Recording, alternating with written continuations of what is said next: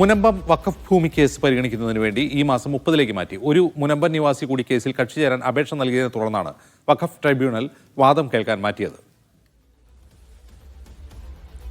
സലാം മുഹമ്മദ് വിരലുമായി ചേരുന്നു. സലാം, നിലവിൽ ഈ വാദത്തിന്റെ സ്ഥിതി എന്താണ്? ഇനി എത്ര നാൾ നീളും?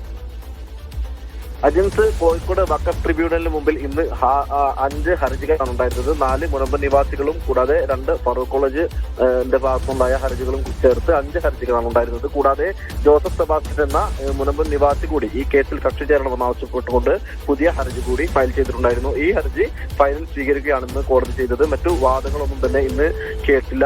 പകരം ഈ കേസുകളൊക്കെ തന്നെ ഇപ്പോൾ നിലവിൽ ഈ പുതിയ ഹർജി കൂടി ചേർത്ത് 6 ഹർജികളും ഈ മാസം 30-ലേക്ക് തുടർ വാദം കേൾക്കുന്നതിന് വേണ്ടി മാറ്റിവെച്ചു. അതേ കൂടാതെ മറ്റു വാദം കേൾക്കലടക്കമുള്ള നടപടിയിലേക്ക് ഇന്ന് കോടതി കടന്നിട്ടില്ല. തുടർവാദം കേൾക്കുന്നതിന് വേണ്ടി ഈ മാസം 30-ലേക്കാണ് കേസ് മാറ്റിയിട്ടുള്ളത്. പിന്നീട് 11/9 കൂടി കേസ് പരിഗണിക്കുമെന്നും കോടതി അറിയിച്ചിട്ടുണ്ട്.